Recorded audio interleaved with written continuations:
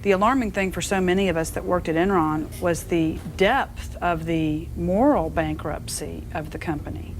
Because on December 3rd, Enron laid off over 4,000 people 3 weeks before Christmas with nothing, with a hint and a promise at a $4,000 severance check, which doesn't get you very far, a hint and a promise that you could buy your own COBRA insurance if the bankruptcy judge approved a payment to the insurance company. And all these employees heard, last Friday was your last paycheck, go back to your desk, clear out your personal items, and go. Come to find out, in January 2002, it was disclosed that nearly 25 executives paid themselves nearly $55 million the last week before bankruptcy. One person got $8 million, another person $5 million, a couple people got $1.5 million. There were several $750,000 amounts. Now, this was to stay at the company for 3 months till the end of February. Now, that was just an outrageous amount of money to stay for 3 months. These executives gave themselves a 3 to 5 year cushion. Their annual base pay, usually at Enron, the maximum base pay was about $250,000.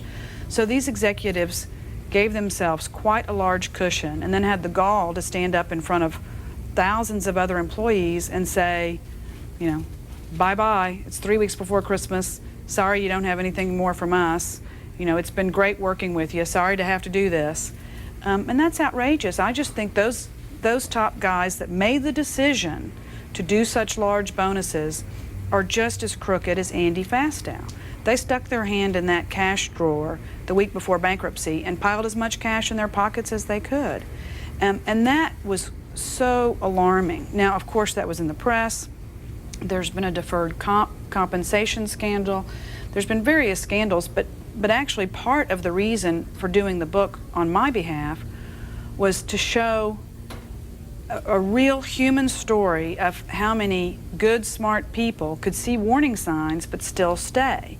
And so Mimi, using me as a character in the book, she shows that even as early as '96, I saw some aggressive accounting that made me very uncomfortable.